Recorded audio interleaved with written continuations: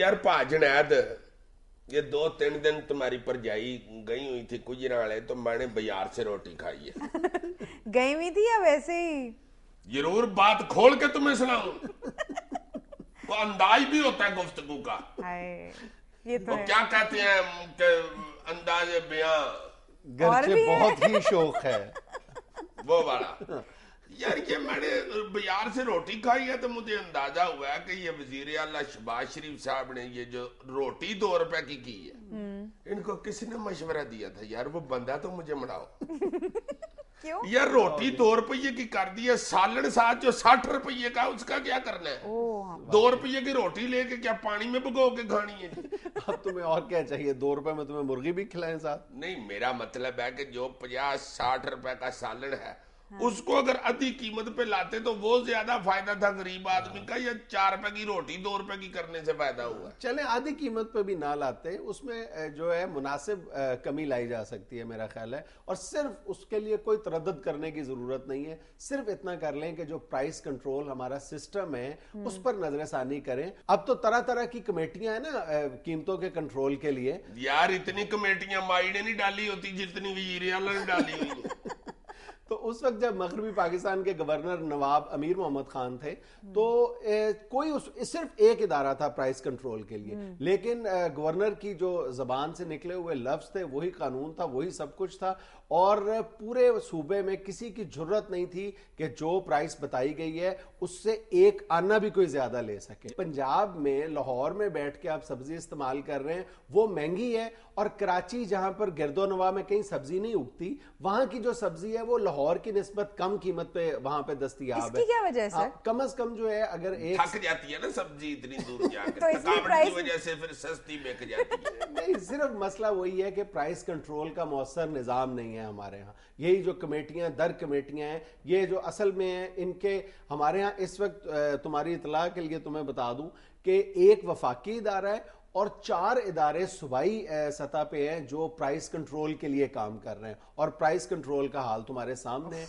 अगर एक काश्तकार जो है वो एक सब्जी उगाता है और फी किलोग्राम जो वो बेचता है वो उसकी कीमत होती है 15 से 16 रुपए, और अगर वो उसमें अपने ट्रांसपोर्ट के अखराजात भी शामिल कर ले तो 18 से 19 रुपए तक उसकी मैक्सिमम प्राइस उसको मिलती है। और वही सब्जी जब हमारे यहाँ आके शहरों में बिकती है तो वो 40 से 45 रुपए में बिकती है। नहीं तो शहर आके सब्जी क्यों इतनी महंगी हो जाती है जी? गोभी साड़ी बांध लेती है, या आलू की मुझे निकल आती है, या खीरा पेंट चढ़ा लेता है, या भिंडी नेल पॉलिश लगा लेती है। किस वजह से महंगी हो जाती है इतनी? यार हद हो गई है यार, हद ही हो गई है वैसे। और अगर इसी निज़ाम को थोड़ा बेहतर कर लिया जाए, कोई नई कमेटियां बनाने की ज़रूरत नहीं है, कोई गैर फितरी किस्म का निज़ाम अपनाने की भी ज़रूरत नहीं है, सिर्फ इसकी मॉनिटरिंग जो है वो मौसर अंदाज में कर ली जाए तो एक खातर खा कमी लाई जा सकती है, ना सिर्फ सब्जियों की कीमत में बल्कि जो दालों की कीमत है। अब दालों की कीमत पर कंट्रोल का तुम इस बात से अंदाजा लगा लो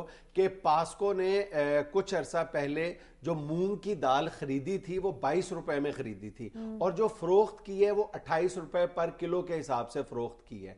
अब वही जो दाल जो मूंग की वो 28 रुपए में फरोख्त की है पास्को ने, वो आज हम तकरीबन 100 रुपए में खरीदने पर मजबूर है।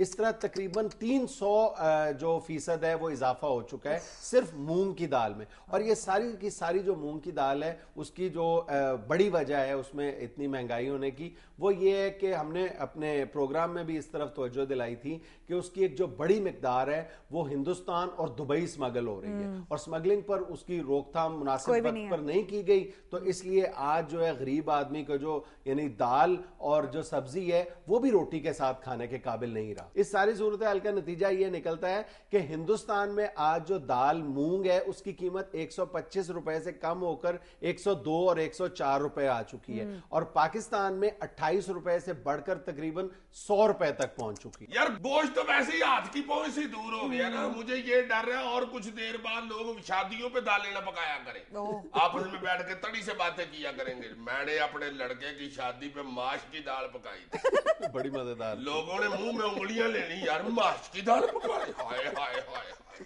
तब्बा नहीं तो ये जो कमेटियां बनाई हुई हैं वजीर आला साहब ने, वो बैठ के ताश खेलती हैं। ये टास्क फोर्सेस तो सीधा सीधा मसला ये है कि इसका तो मकसद सिर्फ ये है कि जो हारे हुए हमारे सियासतदान हैं उनको, या कुछ रिटायर्ड जो ब्यूरोक्रेट्स हैं या कोई दोस्त अहबाब, उनको एकोमोडेट करना इन टास्क फोर्सेस का मकसद होता है। इनकी कारकर्दगी सिफर है और इनके अखराजात जो हैं वो एक फुल फ्लेज जो सेक्रेटेरिएट है उसके बराबर होते हैं। हम इस मौजू पे फिर कभी बात करेंगे। और यहां पर जो महंगाई की टास्क फोर्स है उसका भी जो नतीजा है, उसकी जो परफॉर्मेंस है वो सिफर है। और जब परफॉर्मेंस सिफर होती है लेकिन वजीर आला को अपनी परफॉर्मेंस बताने के लिए फिर वो मुख्तलिफ अंदाज में हमारे जो अखबार नवीस दोस्त हैं उनकी मिन्नत समाजत करते हुए नजर आते हैं कि दो दो खबरें लगा दी जाएं तो शायद उनकी परफॉर्मेंस नजर आनी शुरू हो जाए वजीर आला को। इन प्राइस कंट्रोल कमेटियों और टास्क फोर्सेस के जो अरकान हैं उनके इल्म के आलम का अंदाजा तुम इस बात से लगा लो